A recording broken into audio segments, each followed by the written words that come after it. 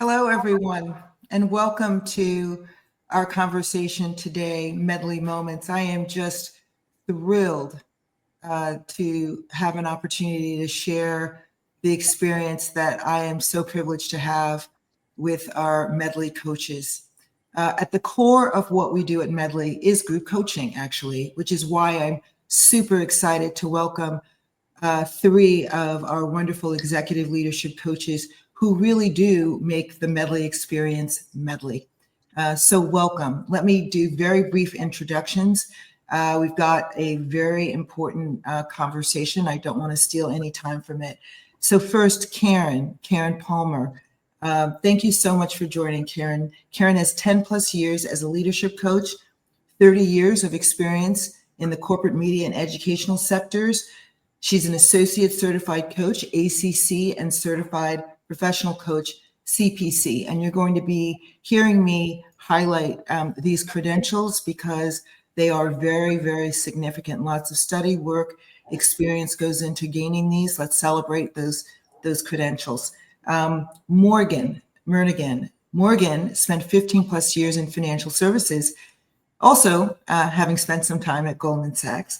Before becoming a coach 10 plus years ago, she's a professional certified coach, a PCC. And then Derek Mulhern has 10 years of experience in retail, agriculture, and other corporate sectors, 5 plus years as a leadership coach, also a professional certified coach, PCC. So you're all professional coaches working with leaders who are navigating an unprecedented time of change in a complex micro and macro environment, an environment that certainly impacts how individuals show up and experience their day-to-day. These have been extraordinary times. There are so many flashpoints that have occurred in the last weeks, months, and years, whether it's the most recent election, you're related or not, hurricanes, global conflict, COVID, and the list goes on and on. Whatever it may be, there are always times when we feel stuck or unsure about how to move forward. Just stuck. Left, right, stay the same. Not a very comfortable place. In this context, a foundational leadership skill, we've talked about needing to build up like a muscle is resilience. In particular, tapping into what's called relational sources of resilience in order to really move forward, particularly in times of uncertainties. I recall, it's probably more than a decade when I was running HR at Goldman Sachs, I had a meeting with a colleague and a dear friend, Dr. Michael Rendell, who came to me with an idea. They had experimented with something called Resilience Week in the UK. And I thought to myself as I listened, resilience? Like, what? Resilience? Okay, I'm going to go across the hall and talk to my boss and like resilience. Like, that doesn't sound like something that is typical in the learning framework of financial services. And he explained to me why it was so significant. We did it. We turned from a day to a week to a month to a way of existing, creating an environment where people could show up and be resilient. But let's before we really get into it, talk about what resilience is and define that. And in fact, if I could start with you, Karen, would you walk us through what resilience is and why it's important? Thank you, Edith. I think the basic way that I've learned to, recognize what resilience is that it is the ability to adapt to and to recover well from various sorts of, extreme stress, adversity, trauma, the kind of things that really set you back on your heels. We think of it, I think, often as the idea of bouncing back, although I think in some ways that makes it feel simpler than it really is. Because when you absorb stress at a high level, you have to completely readjust how you want to move forward. And what does research say about resilience? Is it an individual characteristic, or is it about also how you think about your relationships in those moments? Oh, I definitely think it's about both. I think we're taught to think of it as being a very individual experience. But I think what research is beginning to show is that really one of the most important things, the important factor of being resilient, is that you develop the ability to maintain your own internal balance by leaning into relationships that you value and trust at times of high stress. We draw strength from the people around us who help us make sense of things. And so when you are in a world where things feel unstable or unpredictable, you want to turn to places where you know that you can get that kind of solace that helps you right yourself and keep moving forward. So perhaps that saying you don't have to go it alone has relevance here. You probably that you shouldn't try to go it alone. You don't need to. We're here for each other for a reason. Yes. And Derek, perhaps you would share some of the strategies that one might consider and implement when they're feeling like they need that connectivity, that relationship resilience. Yeah, I think there's a couple of things here. One of the things when you really consider and look at resilience is don't wait until you have to be resilient to have the communities and the networks to reach out and engage with others. I think, Karen, you really hit on this well. I think there's like a thought process around resilience being toughness. And what we really have an opportunity here to do is to better realize like we don't have to be the lone wolf. We don't have to save the day. We don't have to be the one that is always coming in to fix the problems or to sort through the challenge ourselves. And so when I really think about what are some strategies around resilience, it's how am I really surrounding myself in building a community of people? I work with a lot of my clients in saying, build your own personal board of directors. I think a lot of us have heard that before, but like, how do you really create a community that allows for you to engage, hear ideas, be heard, and just kind of normalize the experience that you're having so that you have an opportunity to like be really present and be with what's going on for yourself. That in turn allows for you as a leader to show up with a lot of different types of opinions. And you can be, the word I like to say is you can be really flat about it. You don't have to agree, you don't have to disagree, but your capacity to actually be with what's happening really provides a lot more when you're not lone wolfing it and when you have a support system that can actually show up to support you in a way that builds you up and takes care of you as a full human, not just as a individual that is a leader in an organization. So that's an important point, Derek, that as a leader, one of the things that people will look at you for is to be even. And in an environment where there are many, many different opinions and perspectives, showing up even is a good strategy. But it's not easy to do because you're still an individual, you're still a human. Where do you gather that resilience from? Morgan, do you have thoughts on that? Thank you, Edith. I do. And I love what Karen and Derek said leading up to this. With my background in financial services, the lens I tend to look through is the financial markets and the market's perspective. Many of my clients are actually think of themselves as introverts. So Derek was talking about people kind of thriving with people around them. A lot of introverts would rather not interact so much.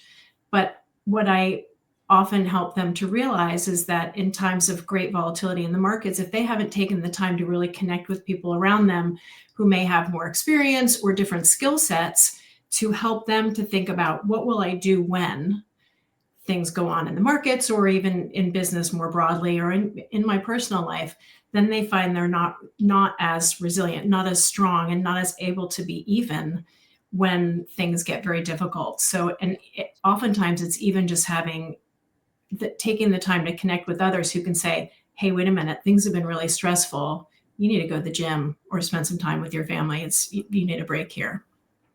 So important point, take care of yourself in order to take care of others and find those things in your life where you gather a center of self, whether it's exercise or a meditation or reading or whatever the case may be.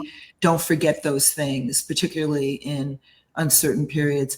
But the reality is that it appears that things that I've highlighted are stressors, but there are always going to be those, and there are many that I haven't even commented on. And we all as humans want to show up in an empathetic way, but there are moments, I will say personally, where I just want to be truthful and honest. How do we deal with that? I think you shared a lot of those skills in the group coaching models in Medley. What suggestions would you make when you're working in an ecosystem of a team, a division, a group, to really get people to be able to be authentic, but also to operate in as a member of a whole? I just worked on this with a client today, Edith. She was really struggling with how to be truly authentic, but to be, as Derek said, more. I think you used the word flat, Derek. Yep. The analogy that we used was she was speaking English if she was being, one language, which if she was bringing her whole sort of most, we'll call it loud self, and the other people on her team were French speakers. So they couldn't make sense of it if she was too big.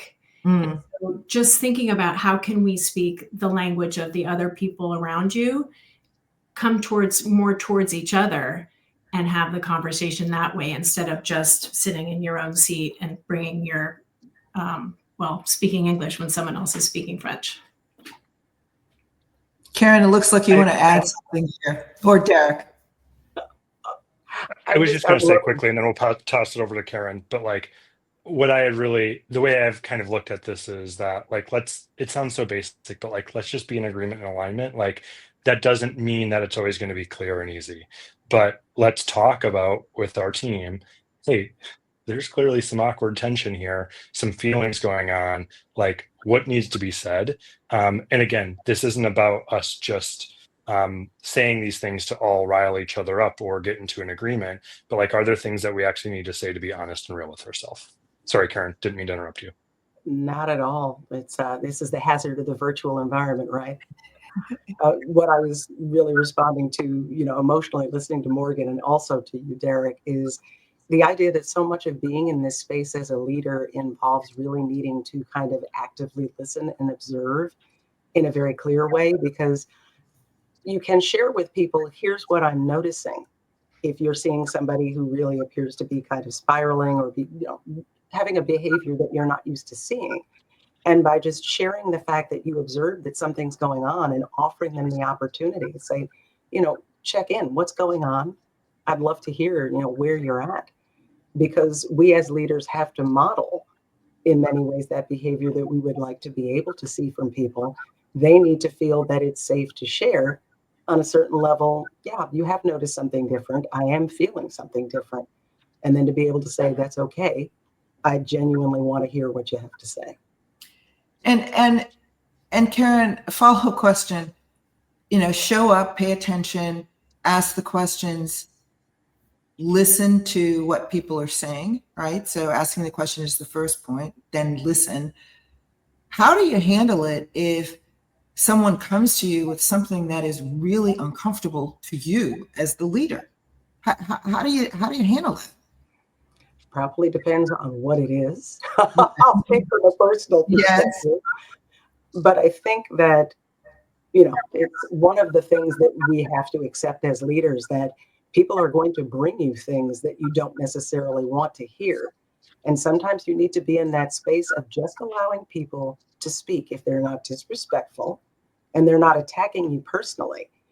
That you need to kind of sit with it and say, I may not have an answer for you, but I feel better that you felt comfortable enough to put this down here. And what I have said in the past is, I don't have an answer right now, but I'm going to sit and I'm going to think about this and I will come back to you.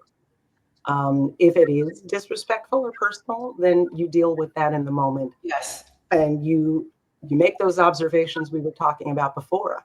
I noticed that you're coming from a place that's really emotional right now. I'm not sure what this is about, but I need to let you know that I'm not comfortable with you speaking to me in that way. Clearly, there's some stress going on here, and I'd like to help you unpack it, but we've got to do it from a place of mutual respect. If you can do that, we can continue to have this conversation. I want to go back to resilience, and all of the things that we've talked about are touching on that. conflict, differing opinions, I have found can threaten my resolve. And there have been moments where people share their perspective. And as I listen closely, I'm listening and I'm thinking, I don't know what universe you're coming from, because I'm not, it is not resonating. But I find that in those circumstances, it has been helpful to me to remain resilient and to listen more intensely and to take a moment and say, you know, I have a different perspective. But what's really, I believe, but what's really important is for me to really dig deeper and understand where you're coming from, because that will hopefully help me engage in a conversation that's going to work for both of us. Is that a strategy that makes sense, or are you just tossing yourself into harm's way? I think Edith, absolutely. I mean, Derek, please. I was just going to say, I'll just share a concept really quickly. And this is one I work with my clients on within the first 2 or 3 sessions, is like, you can either be curious or you can be right about the situation. And so when you approach it from the standpoint of like, I have 2 options, curiosity or being right is always going to put us back into a kind of at effect of the world. The world is like against us, versus an opportunity for us to be curious and be like, I wonder what there is to learn. Doesn't mean you need to agree. You don't have to come with the solution. You don't have to solve the problem, but let's be curious.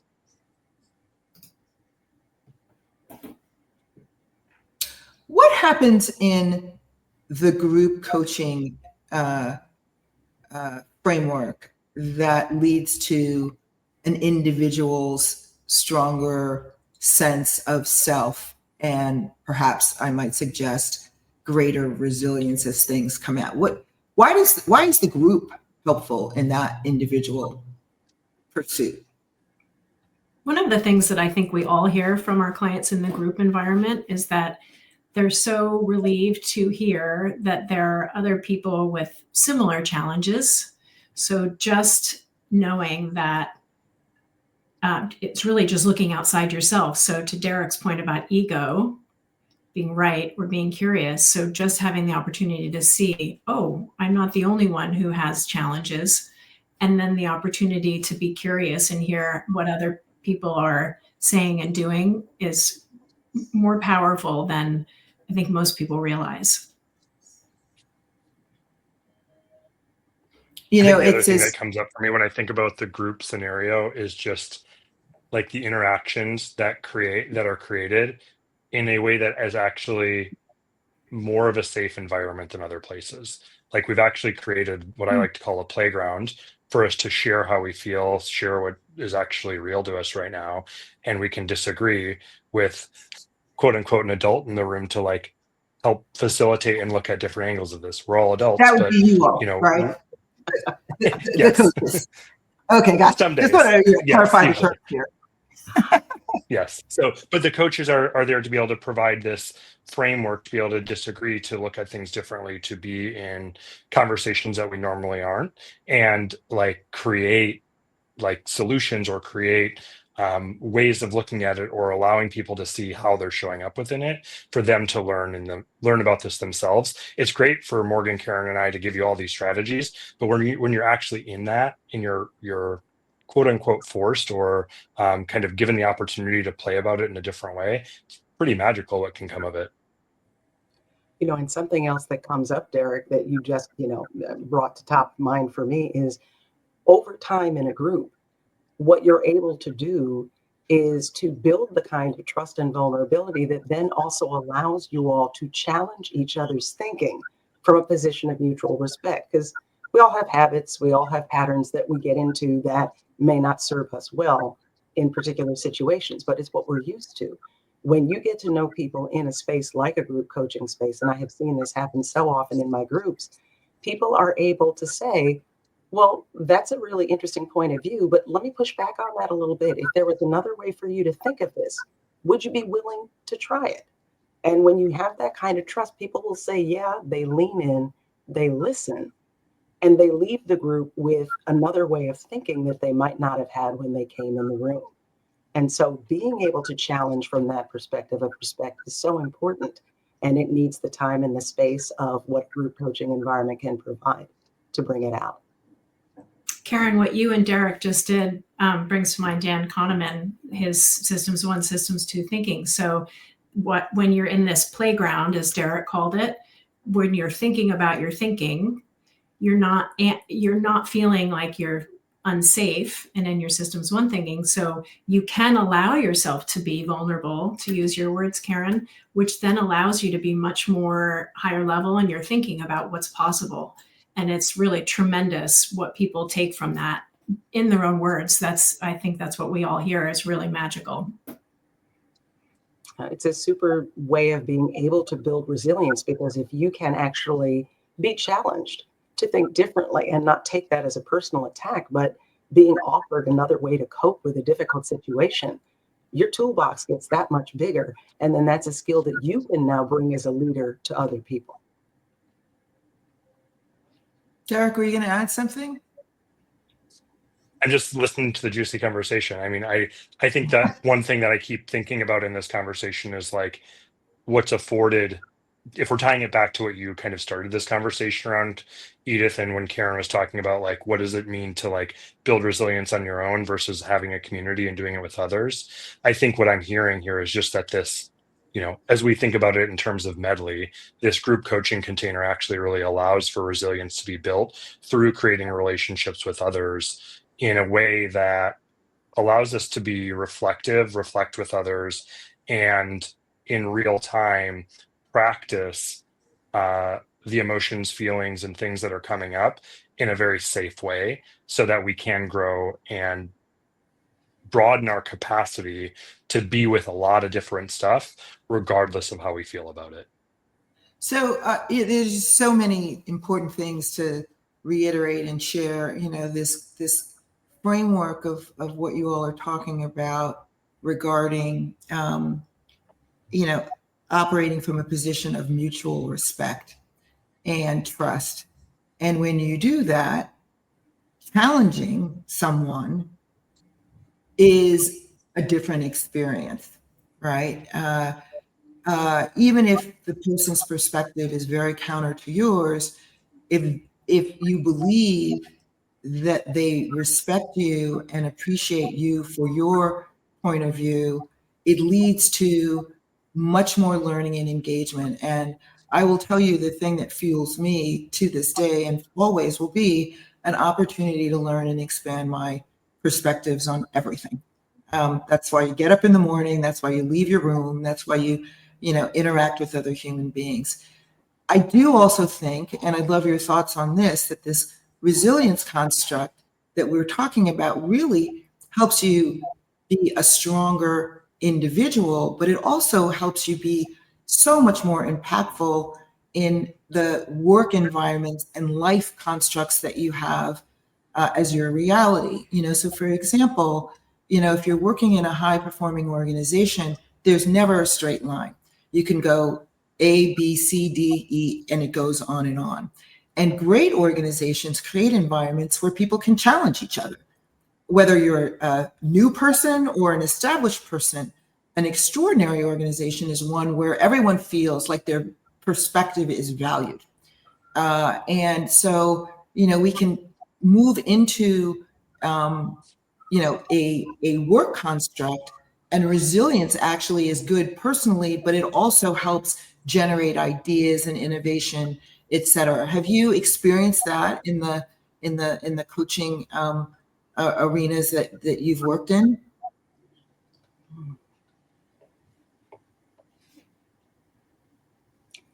I think in the spaces that I have been in, that I've felt certainly in my own life have been the most successful at fostering that kind of environment, it's been very clear that people were concerned about establishing an atmosphere of psychological safety. So that the idea was, we understand that everybody in this space has a right to use their voice as long as it is used in a way where we have built an understanding of how we will deal with each other, and that we will be respectful, and that we have a mutually agreed upon set of rules for how those conversations occur. And so doing that allows you, I think, in some ways to be more like the way we see scientists, for example. Scientists expect to fail at what they do. That's part of how you get to success. You can't really tell it's real unless you've screwed it up a few times and you've rebuilt the ship and then made it look like, oh, right, this is where we wanted to end up. That has that process built in of going back and forth and saying, this didn't work right this time. What are we missing? And knowing that every voice on that team is important, regardless of where you stand in the hierarchy, you have the opportunity to give your input. That's harder to deal with in practice in a lot of environments than it should be. But the environments I've been in that function the most, I would say, productively are ones where that is consciously addressed. We're not always great at all of it, but we're always trying. Is it the job of leadership today and in the future? Yes. I certainly hope so. Derek, you were going to add something. I just think it comes back to like one of the key principles I operate on, at least with a lot of my clients, which is like, no one has the answer, and resilience is about creating spaces with other individuals where we can foster a sense of figuring it out, of being on the journey together, to try things, to be open, to be curious. And that mentality just creates such an open environment. It's so much more welcoming and inclusive. And so this really big ability to just be curious and not feel like there's a right answer to the thing that's at hand, just it's like it diffuses attention out of the room. It's like having held on to a really taut rope and just kind of letting it go for a moment. And to me, resilience is actually like just having more air in the room to be able to breathe and be with what's going on. You know, there's a lens that is also coming to mind for me, because a lot of this we're talking about is bouncing back when things are difficult. But my friends and clients who are veterans think about resilience as continuing to move forward when things are very difficult. And so for them, it's you're moving forward, you've got grit, you're pushing forward, but they all know they've got somebody at their back. That guy's going to back me up. That woman, she's going to make sure that my wing is covered. So this idea of moving forward, maybe there are mistakes, maybe the orders aren't correct, but we're going to try it. We're all going to try to head together in the same direction.